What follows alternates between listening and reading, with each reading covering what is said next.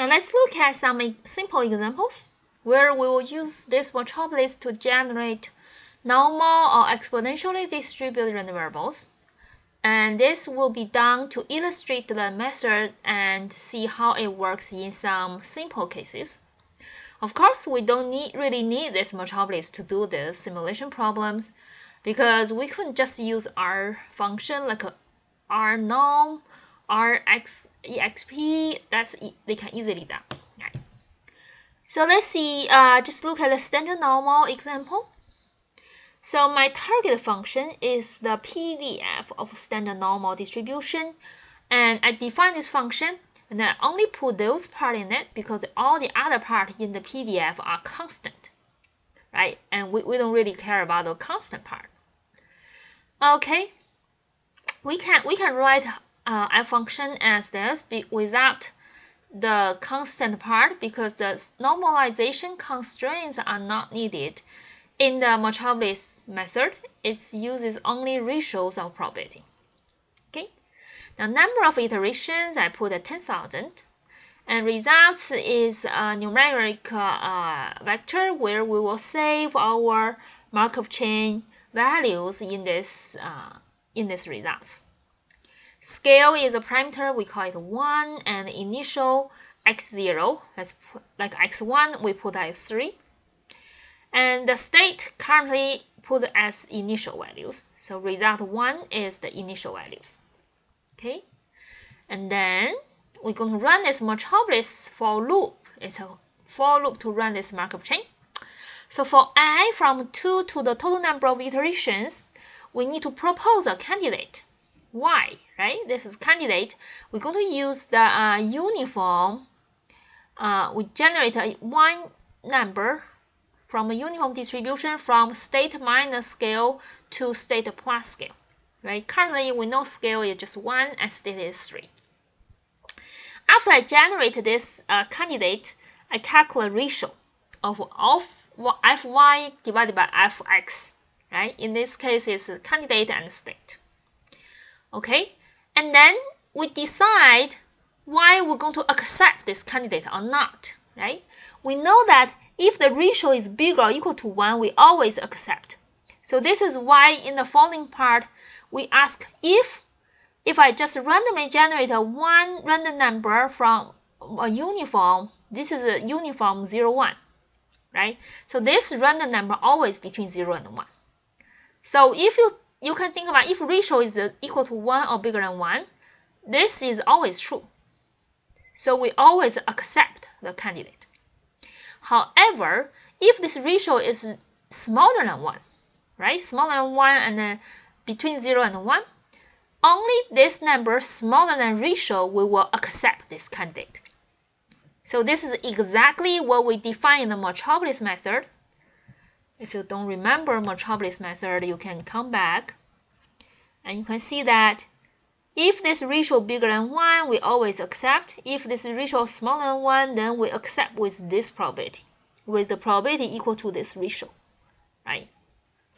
In our code, how to implement that is this part, this if, right? This if just implement, we will accept candidate with probability equal to ratio, if ratio smaller than 1. Okay?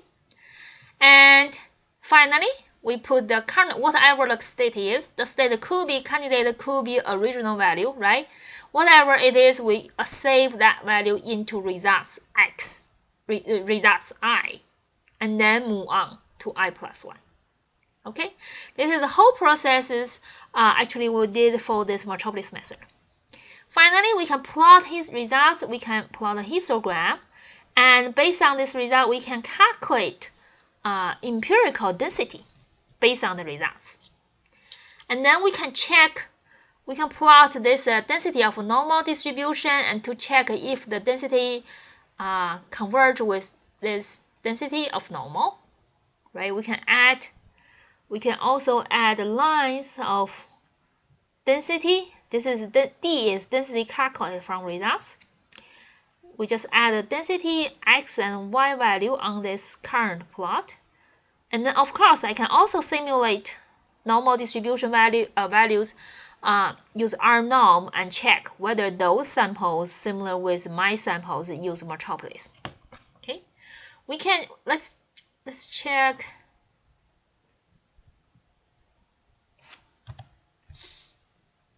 We can use R to see the result.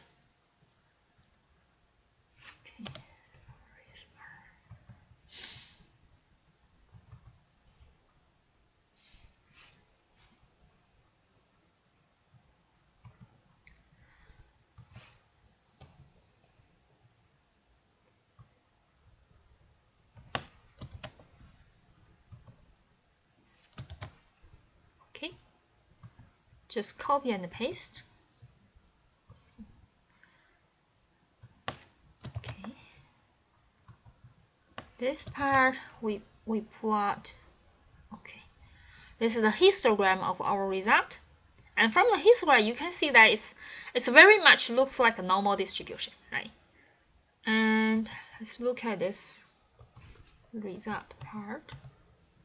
Okay, this is Markup chain part of result. You see, we run 10,000 steps of Markup chain.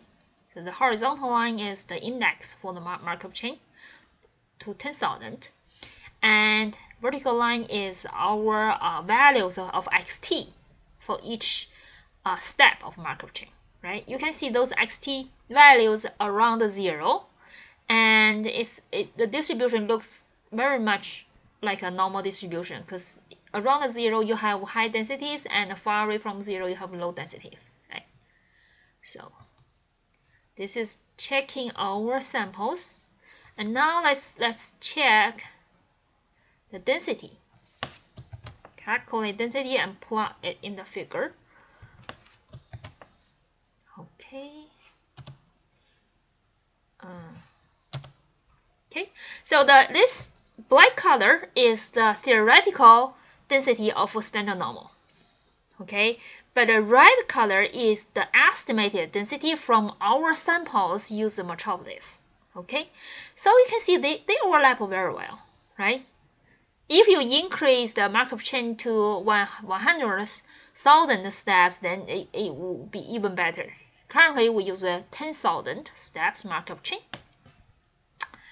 And okay, if I use rnorm,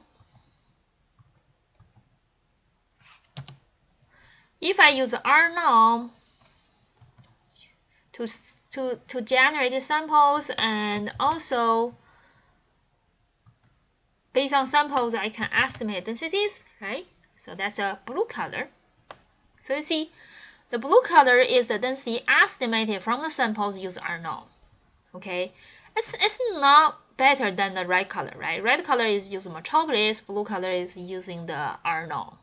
Okay, so this whole thing just means that our Metropolis works pretty good.